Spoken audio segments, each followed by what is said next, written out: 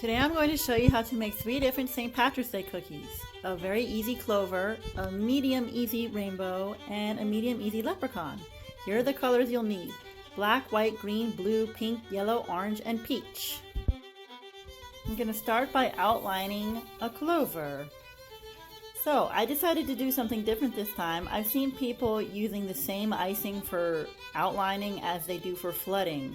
And that seems to save a lot of time because then you don't have to prepare 2 different bags of the same color icing. So what I did was just decided that my flooding icing was going to be a little thicker than normal. So it's kind of in between outline consistency and flooding consistency. I've heard that some people call this flooding consistency. Like flood with a P instead of an F. And I'm happy to say it worked, especially for an easy design like this clover. Just make your flooding icing a little bit thicker. You can still spread it and it will still smooth out.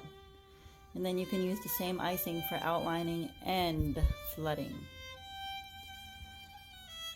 So the flooding consistency won't work for certain details you need. Like for this cookie, actually, I'll talk about that later with the leprechaun. Hold that thought. Anyway, I'm just flooding this cookie and going to sprinkle some sprinkles on top. Sprinkles of your choice. Pretty much anywhere this time of year has a clover cookie cutter for you and green sprinkles.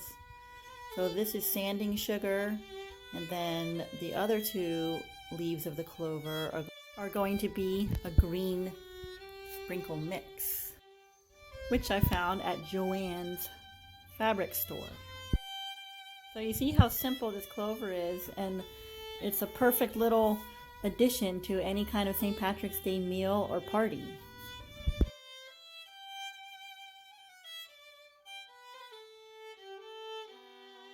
I'm going to sprinkle those other sprinkles on there, sprinkle the sprinkles on while the icing is still wet, so they stick, obviously. Excuse my strange looking hand there.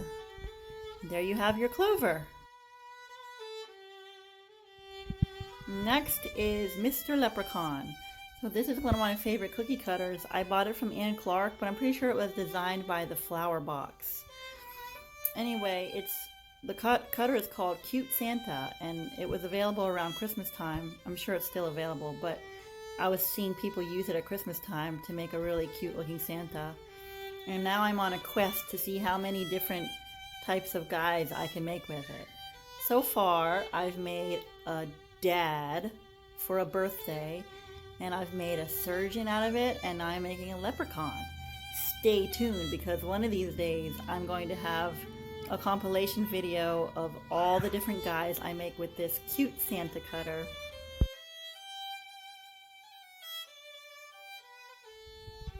So one of the more difficult things about, or not really difficult, but just more time consuming about more complicated cookies like this leprechaun is figuring out in which order you need to put each part of the icing.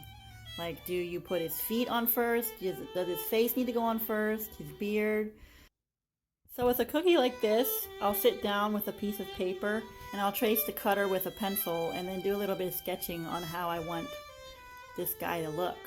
And then I just sit there and think about it a minute to figure out what needs to go on first. And sometimes it's trial and error. Sometimes I realize later that I should have done one of the details before another. But for that reason, I always make at least 1 extra cookie than I need. That way I have 1 to practice on. Also, you need to think about which parts will need to dry before you can apply the next part. So I like to work in order of parts that are far away from each other. As you see, I did the top of his hat and his jacket first, and then his feet, because I don't have to worry about them touching the green wet icing. I can just go ahead and do them before I let the coat and hat dry. Whereas I had to let the top of the hat and the coat dry a little bit before I added the shorts and the rim of the hat. Otherwise, the icing would just all run together and it wouldn't look the way I wanted it to. So like 10 or 15 minutes of drying in between is enough to get the icing set enough so that it won't run together when you apply the next layer. So this guy, I'm giving him a dotted shirt and striped socks. By the way, I'm naming this leprechaun Danny. And I think it's time for a little song break.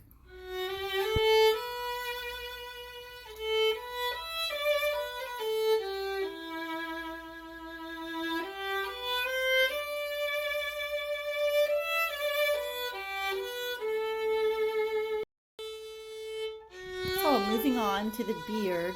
And earlier I talked a little bit about the flooding consistency of icing and how sometimes it's good for outlining and flooding both, but not always good for details. So for this little leprechaun, I was planning to do some like cute little swirls or dots on his beard just to give it a little texture. But this flooding icing is too runny to do that, so that didn't work. But I was able to come up with another idea for some texture, and you'll see that in a minute.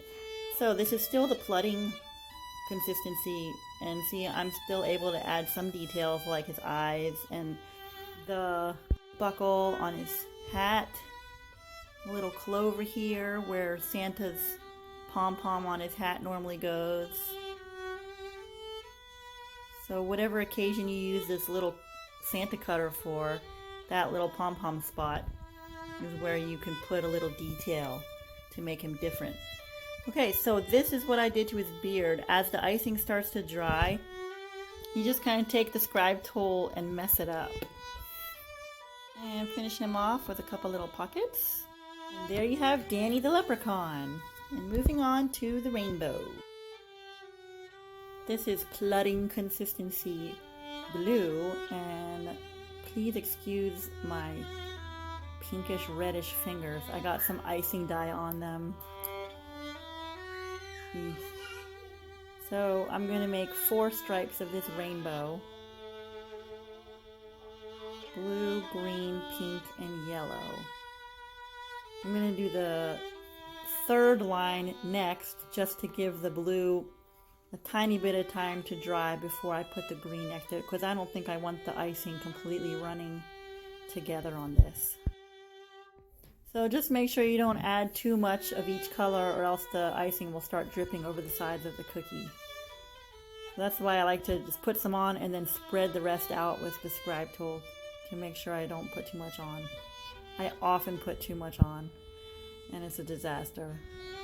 Okay, and now you just draw a little pot with black flooding consistency for the pot of gold at the end of the rainbow.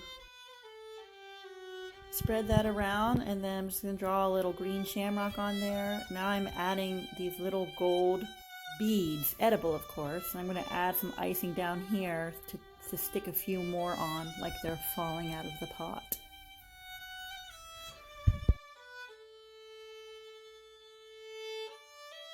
This side I'm going to make some white fluffy clouds, and there you have it.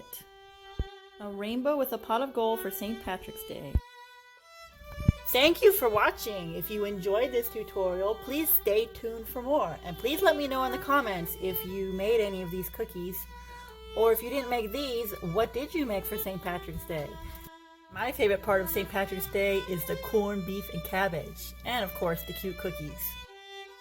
As always, if you haven't subscribed to my channel yet, please do so. And please let me know if there's another cookie tutorial. Thank you.